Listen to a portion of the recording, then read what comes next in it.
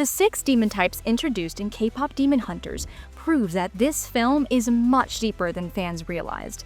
Let's break down the 6 demon types. Perhaps the most tragic form of demons from K-pop Demon Hunters is the Josan Saja, humans who have been tricked by Guima into selling their souls for the promise of fulfillment. Cleverly named the Saja Boys, Jinu, Romance, Baby, Abby, and Mystery are all considered Josan Saja demons, which in Korean mythology has many meanings, including lion, herald, or messenger, but simply refers to reapers. Korean reapers are also often referred to as psychopomps, creatures, deities, or beings whose primary job is to guide newly deceased souls to the afterlife. Interestingly, in K-pop Demon Hunters, Jinu, the leader of the Saja Boys, serves a similar role to that of Korean reapers, with only a slight alteration. Instead of guiding newly deceased souls to the afterlife, the Saja Boys are instructed by Guima to steal the souls of their adoring fans. It also appears that the Josan Saja demons have unique abilities, including teleportation, super speed, immortality, and levitation. While lower-level demons have the ability to shapeshift into a more human appearance, the Josan demons maintain a semblance of their original form from their previous life. To become a Josan Saja, or Reaper, it is stated in K-pop Demon Hunters that a human must first betray someone that they love, in trade for their deepest desire. While they gain what they once wished for, Guima begins planting seeds of intense guilt within his newly formed demon servant. The farther someone falls into their shame spiral, the more control Guima has over them. However, eventually, all Josan Saja demons will lose their souls and, in turn, their humanity. This dark reality is what led Jinu to sacrifice himself for Rumi.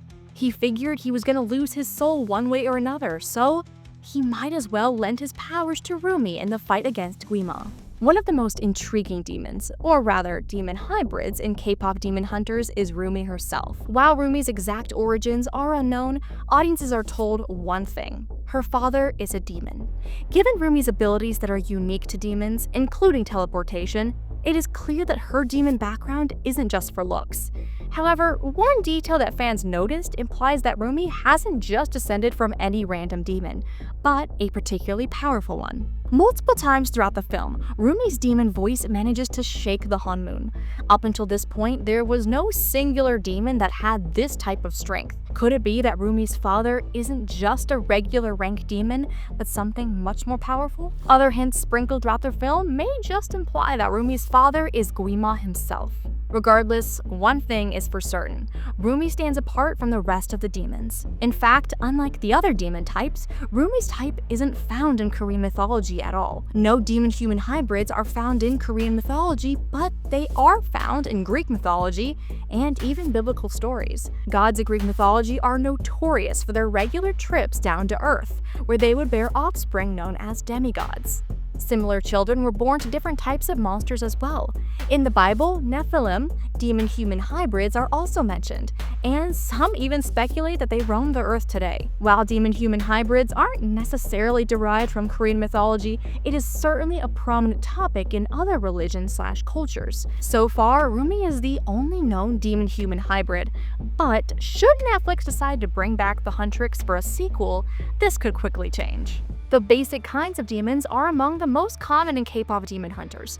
While they aren't nearly as flashy or likable as the Josan Saja demons, they are clearly the most troublesome for the Huntrix. So far, it appears that this type of demon falls into one of 3 categories: short and scrawny with 1 eye, short and scrawny with 2 eyes, or tall and broad with 2 eyes. In addition, their eyes set them apart from other demons as well. The sclera appear to be the same across all different types: dark.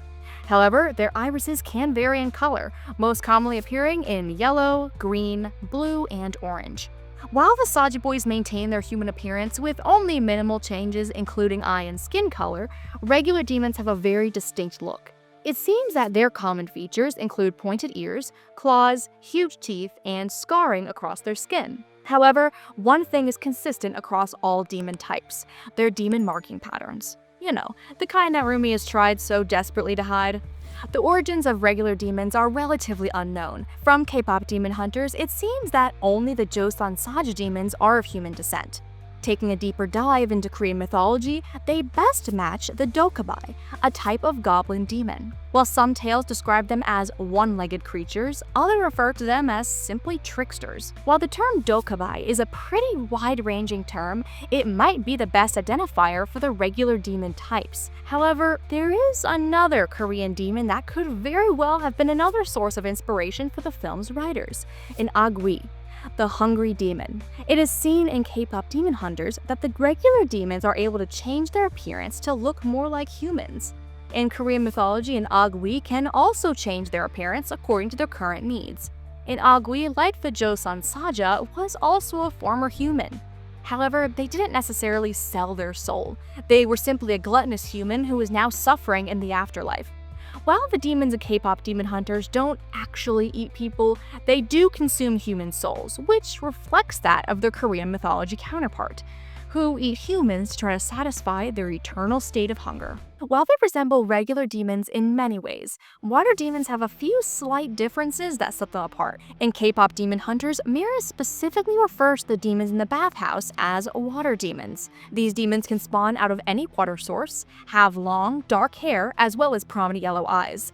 According to Korean mythology, there are 3 types of elemental demons: the water ghost, tree ghost, and fire ghost, also referred to as a phoenix. In traditional Korean culture, each of these demons were used as cautionary tales for young children, often encouraging them to respect nature.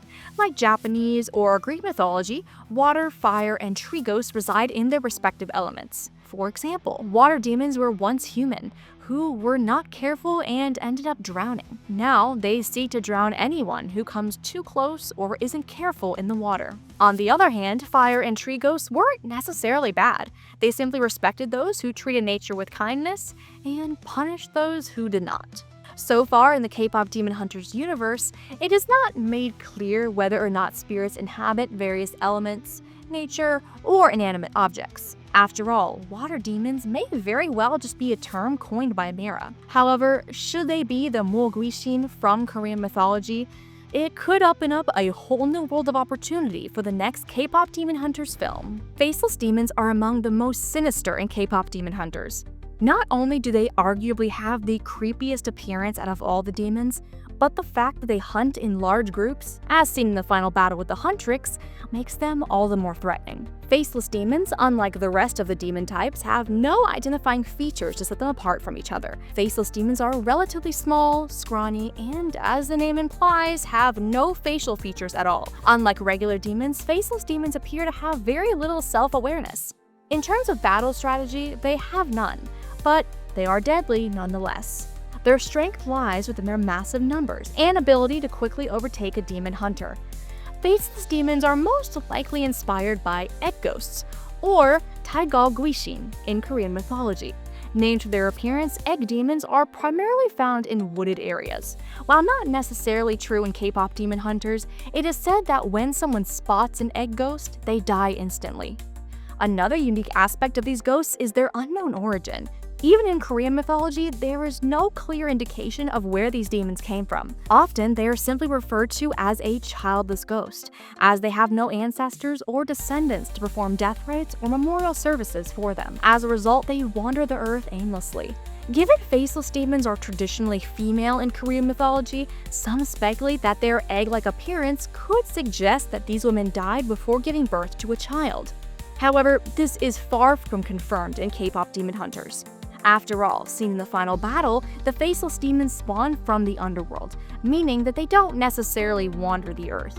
Additionally, there is no indication of gender at all, meaning the writers most likely departed from traditional Korean mythology for this particular demon and added their own spin to it. Arguably, the most popular demon type to come out of K-pop demon hunters is the mysterious tiger and crow that help Rumi and Jinnu along the way. The specific origins of these creatures' inspiration is a bit spotty, as the writers seem to have combined a few different elements of Korean mythology.